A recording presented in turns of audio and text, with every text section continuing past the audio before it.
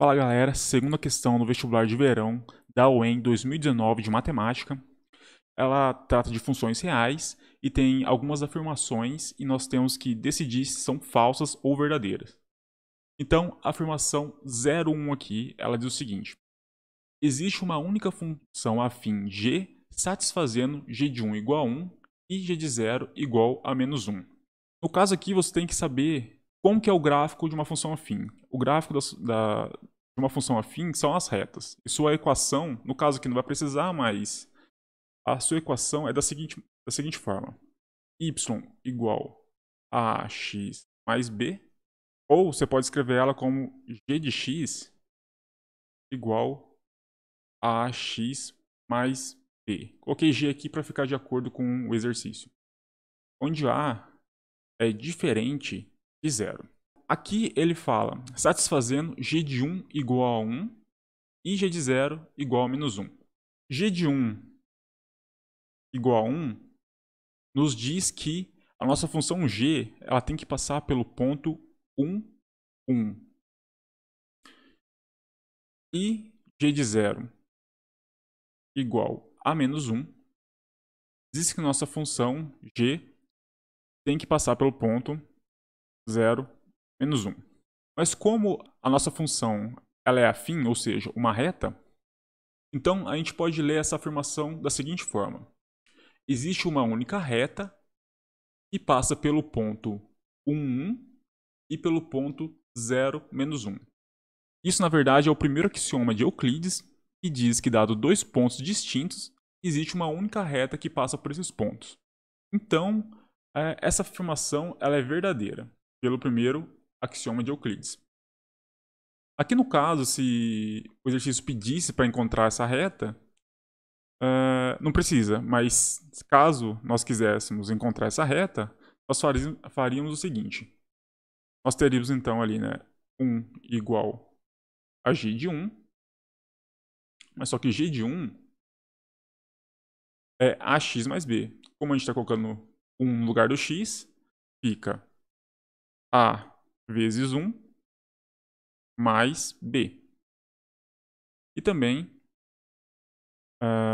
menos 1 é igual a g de 0, que é igual a vezes 0 mais b. Ou seja, nós temos as equações 1 igual a A mais B, essa primeira aqui, e a segunda, menos 1 igual, como aqui A vezes 0 é 0, só sobra o B. Como B é igual a menos 1, se a gente voltar nessa equação aqui, nós encontraríamos A igual a 2. Então, a nossa função afim que passa pelos pontos 1 e 0 menos 1 é a função g de x igual a 2x menos 1. Só substituir o A e o B nessa equação. Afirmação 02. Existem funções reais cujos gráficos são elipses. Para responder essa afirmação, para saber se ela é verdadeira ou falsa, nós precisamos saber o que é uma função e como são os gráficos da elipse. Lembrando que uma função f, que sai do conjunto de A para B, é uma lei que para cada elemento do meu conjunto A, associa um único elemento do meu conjunto B. Isso que você tem que ter em mente. Note que eu tenho 3 elementos aqui no meu conjunto A, e a cada um deles eu tenho um elemento aqui no meu conjunto B. Não tem problema se dois distintos forem no mesmo elemento do conjunto B. O que não pode acontecer é um elemento em dois elementos distintos. Isso não pode acontecer. Voltando lá à questão, então. Existem funções reais cujos gráficos são elipses. Vou desenhar uma elipse aqui rapidamente.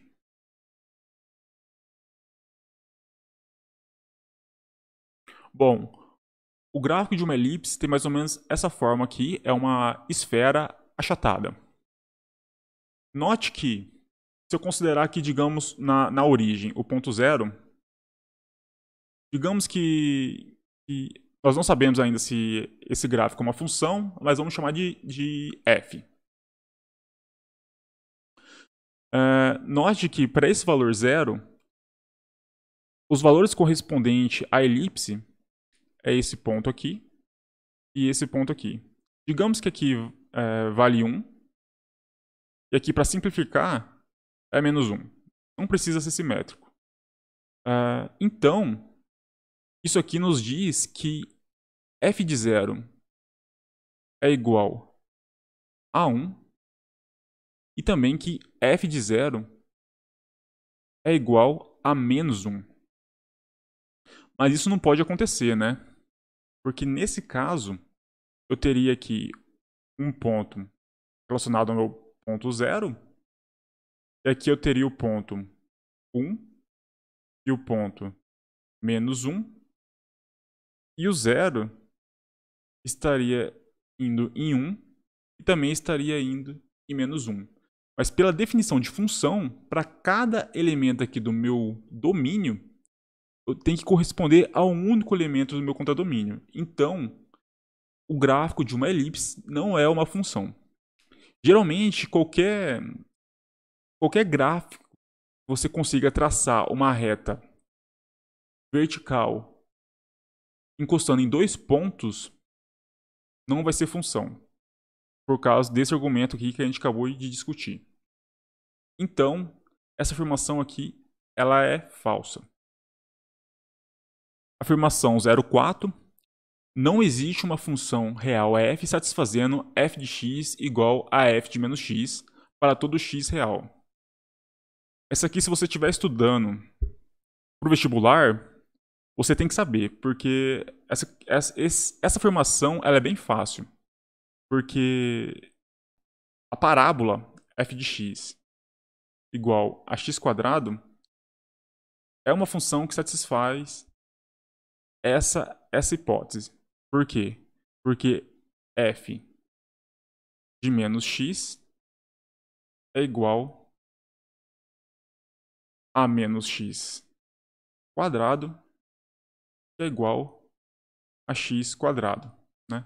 Como f de x é igual a x quadrado e x quadrado é igual a f de menos x, então a f de x é igual a f de menos x. E se vocês observarem no gráfico, né, esse aqui é o gráfico da função x quadrado, primeiramente observe que qualquer reta vertical atinge um único ponto dessa função. Então, x quadrado de fato é uma função. E para todo elemento que você pegar aqui, digamos 2, o simétrico dele, né, é menos 2. E eles atingem o mesmo valor. E a f de x deles, no caso a f de 2, atinge o mesmo valor que a f de menos 2, que no caso é 4. Mas isso acontece para todos os pontos simétricos, como a gente pôde observar aqui em cima. Então, essa afirmação aqui ela é falsa porque está dizendo não existe, mas sim existe.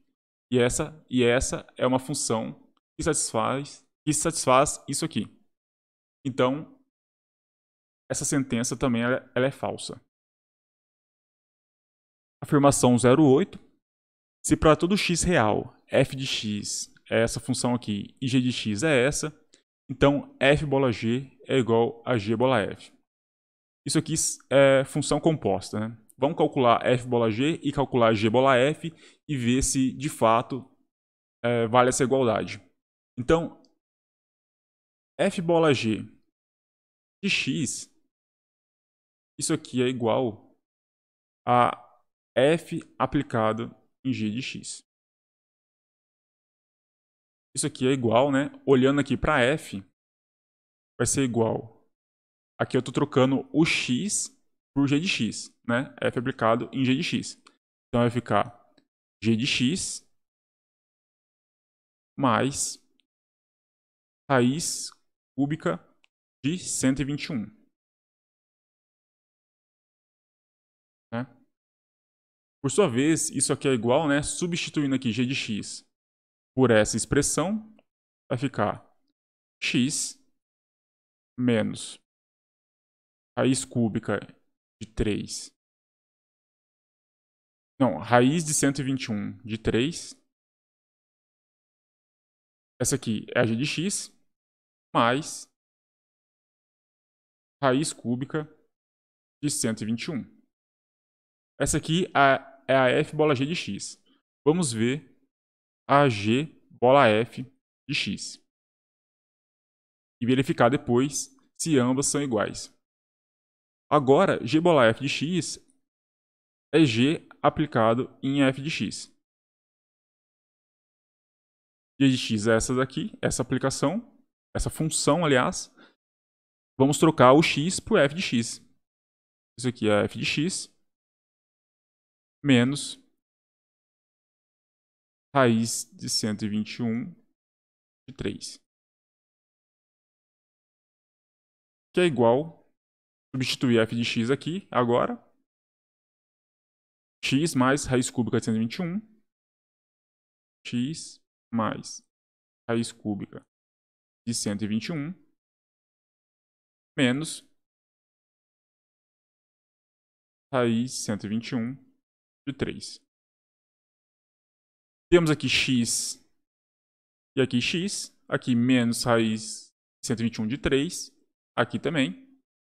E raiz cúbica de 121. E aqui raiz cúbica de 121 também. Então, f bola g é igual a g bola f. Logo, essa afirmação aqui ela é verdadeira. Afirmação 16. Essa eu considero a questão mais difícil, pois para alguém que está no ensino médio, eu imagino que não seja tão fácil assim. Aqui está dizendo o seguinte: seja h uma função que sai da reta na reta, né, sobre a ejetora. Então existe uma função r que sai da reta também, de modo que para todo x real, h composta com essa função r é igual a x. Vamos lembrar rapidamente o que é uma função sobrejetora. Uma função sobrejetora é uma função que atinge todos os elementos aqui do seu contradomínio. Ou seja, essa função f aqui ela é sobrejetora, porque cada elemento aqui está sendo atingido por algum elemento aqui do meu conjunto A. Essa função aqui, essa segunda função, que também eu chamei de f, ela não é sobrejetora. Porque esse y3 aqui, ele não é atingido por ninguém. Observe que y1, y2, y4 são atingidos, mas só que o y3 não é atingido. Então essa função aqui ela não é sobrejetora. Então a função ela é sobrejetora se todos os elementos do meu contradomínio são atingidos. Então vamos tentar construir essa função R para um elemento qualquer. Aqui, esses três conjuntos eu vou representar pelo conjunto dos reais. E digamos que essa função aqui ela vai ser AH. O exercício fala que ela é sobrejetora. Então, dado um x0 aqui pertencente aos reais, como H é sobrejetora, vai existir um elemento aqui, também R. Pode existir mais que um. Vamos fazer dois elementos aqui. Digamos, y1 e y2, que atinge esse elemento. Agora, nós temos que definir a nossa função R.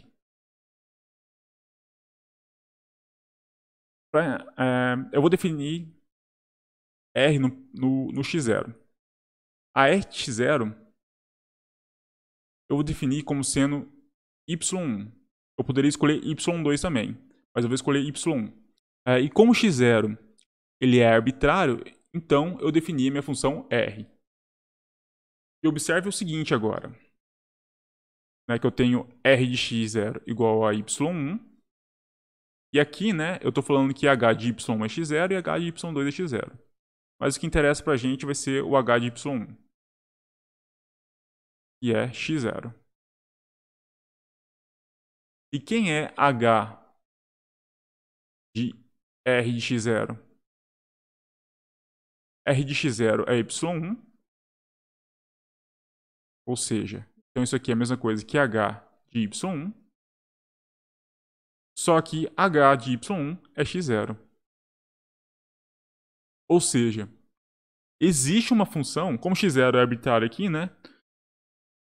Eu poderia ter feito com x, simplesmente. Mas isso aqui significa que h de r de x é igual a x. Ou seja, se dado uma função h sobre a ejetora, eu consigo uma função r tal que a composição h com r é a identidade, ou seja, h de r de x é igual a x. Basta então a gente pegar um elemento arbitrário, já que a gente tem que definir essa função para o elemento arbitrário aqui do domínio, né? A gente pega um x0, como h é sobre a ejetora e esse x0 também está nesse conjunto, né? Visto que esses três conjuntos aqui são os reais, aqui também são os reais, e aqui também são os reais. Então, dado o elemento x0 aqui, ele também está aqui, só que h é sobre a ejetora. Então, existe pelo menos um elemento nesse conjunto aqui que chega em x0. Eu escolho um elemento só desse conjunto e defino a minha função r saindo de x0 indo para esse elemento. Essa função que eu acabei de definir é a função que satisfaz essa condição. Portanto, essa afirmação aqui ela é verdadeira. Essa questão aqui é um pouco mais difícil, eu acho, para alguém que está no ensino médio. Mas só que assim, gente, é uma questão de somatória. Então, na dúvida, só marca o que você tem certeza. No caso aqui, a resposta correta para tirar a nota máxima da questão seria então 1 mais 8 mais 16, que no caso dá 25. Então, para você assistir mais vídeos como esses, curta o vídeo, compartilha, se inscreva no canal e até a próxima. Valeu, fui!